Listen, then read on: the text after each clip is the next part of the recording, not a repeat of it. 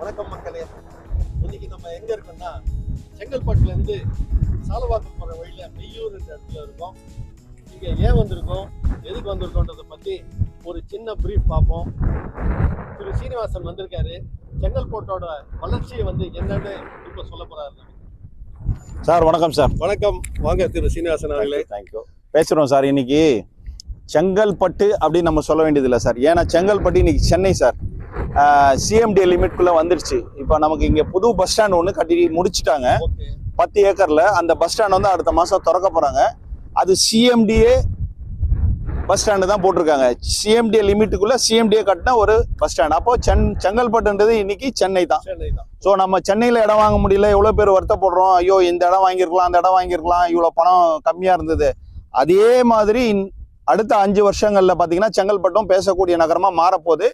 அதனுடைய வளர்ச்சிகள் ஏகப்பட்டது இருக்குது. அதை நான் இப்போ உங்களுக்கு ஒன்று ஒன்றா சொல்ல போகிறேன் சார். இப்போ நம்ம பஸ் ஸ்டாண்டை பற்றி சொன்னோம் இல்லைங்களா, அது 10 ஏக்கரில் கட்டியிருக்காங்க. சாதாரண பஸ் ஸ்டாண்ட் கிடையாதுங்க.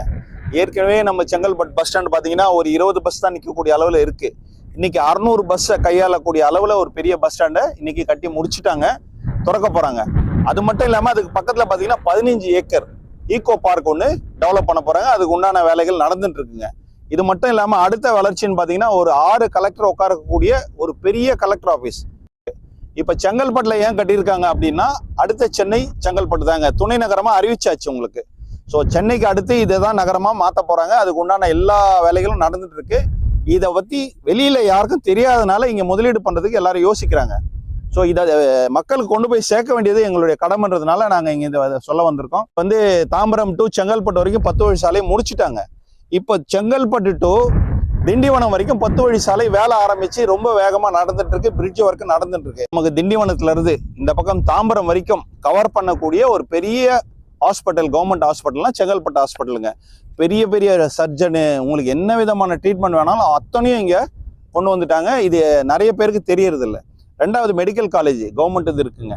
அதே மாதிரி பார்த்தீங்கன்னா arts and science medical college இருக்குங்க, சட்டக்கல்லூரி இருக்குங்க. இது மட்டும் இல்லாமல் ப்ரைவேட் காலேஜஸ் ஏகப்பட்டது இருக்குது. இந்த பக்கம் பார்த்தீங்கன்னா தனலட்சுமி சீனிவாசன் கல்வி குழுமம், அவங்க தனியாக ஒரு 300 ஏக்கரில் ரெடி பண்ணிட்டு இருக்காங்க. அதுக்கப்புறம் பார்த்தீங்கன்னா மற்ற நர்சிங் காலேஜஸ், அது இல்லாமல் ஸ்கூல்ஸு. இன்றைக்கி நம்ம பெருசாக நம்ம ஏரியாவில் குளத்தூரில் சொல்லுவீங்க எவர்வின் ஸ்கூல், அவங்க ஒரு 17,000 பேர் படிக்கக்கூடிய ஒரு கேம்பஸ் இங்கே ரெடி பண்ணிட்டு இருக்காங்க. இன்றைக்கி பார்த்தீங்கன்னா செங்கல்பட்டில் எதுக்குங்க 17,000 பேர் படிக்கக்கூடிய ஒரு கேம்பஸ் வரணும் அப்படின்னா இன்றைக்கி இந்த நகரமாக மாறிட்டு இருக்குன்றது அவங்களுக்கு தெரிஞ்சு போச்சு. இந்த முதலீடு பண்ணுற நமக்கு தான் இன்னும் அது தெரியல. அதே மாதிரி பார்த்தீங்கன்னா அபிராமி மெகா மகால்னு ஒருத்தர் முதல் மால் கான்செப்ட் கொண்டு வந்தார். அவர் இங்கே மால் கட்டிட்டாரு.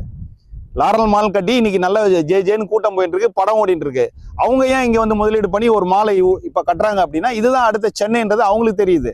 ஸோ இப்போ இவங்களுக்கெல்லாம் பெரிய பெரிய ஆளுங்களுக்கெல்லாம் தெரிஞ்சு போச்சு. நம்மள மாதிரி ஒரு சின்ன பிளாட் வாங்கி இன்னைக்கு அதை பெருசாக மாற்றணும் அப்படின்னு நம்ம நினைக்கும் போது நம்ம தான் முந்திக்கணும். இங்கே இன்னும் ஒரு 3 வருஷம் கழிச்சு வந்தோம் அப்படின்னா எங்கேயும் விலையேற்றம் நடந்துரும். அன்னைக்கு நம்மளால நிச்சயமா இடம் வாங்க முடியாதுங்க. எப்படி நம்ம குளத்தூரை மிஸ் பண்ணோம், அண்ணா நகரை மிஸ் பண்ணோம், நிறைய இடங்கள் சொல்லிட்டே வரலாம். தாம்பரத்தை மிஸ் பண்ணோம்.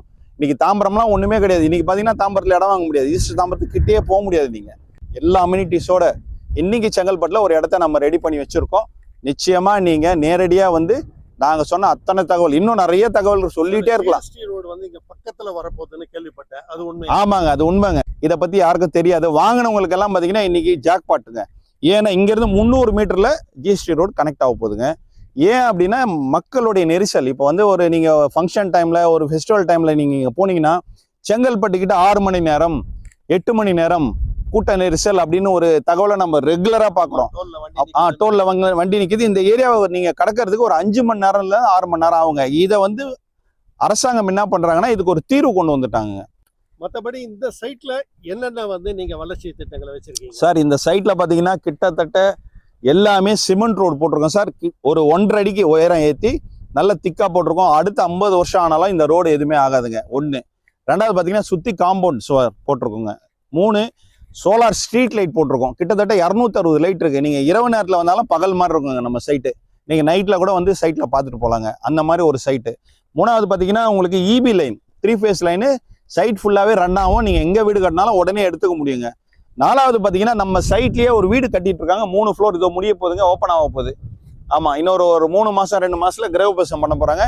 இது மட்டும் இல்லாமல் அடுத்த இன்னொரு சைட்டுக்கும் பிளான் பண்ணிட்டு இருக்காங்க. பூமி பூஜை போட போகிறாங்க. இது இந்த லோக்கலில் இருக்கவங்களே கட்டிட்டு வராங்க இன்னைக்கு. ஸோ அந்த அளவுக்கு இங்கே டிமாண்ட் கிரியேட் ஆயிடுச்சுங்க. ஸோ வீடுகள் வர வர என்ன ஆகிடும்னா இந்த லோக்கல்லேருந்து கேட்குறவங்க எண்ணிக்கை அதிகமாகிடும். ஸோ சைட் முடிகிற ஸ்டேஜில் தான் இருக்குது. இன்னும் சில பிளாட் தான் இருக்குது. அதாவது கிட்டத்தட்ட ஒரு 200 பிளாட்டு கிட்ட போட்டோம். அதில் ஒரு 75% முடிச்சுட்டோங்க. இன்னும் ஒரு 25% மட்டும்தான் நம்மகிட்ட இருக்குது. அதனால வேணுன்றவங்க சீக்கிரம் முந்திங்க. ஏன்னா இந்த ரேட் வந்து திரும்ப மாறிடுங்க. இந்த ஜிஎஸ்டி நாங்கள் சொல்கிறது வந்துடுச்சு அப்படின்னா நிச்சயமாக உங்களால் பழைய விலைக்கு வாங்க முடியாதுங்க. இடமே கிடைக்காம போயிடும். ஐயோ நான் அங்கே பார்த்தேன் இங்கே பார்த்தேன் வாங்கலை, இது மாதிரி நம்ம பல முறை புலம்பிட்டு தான் இருக்கோம். ஆனால் சீக்கிரம் முடிவு விடுங்க.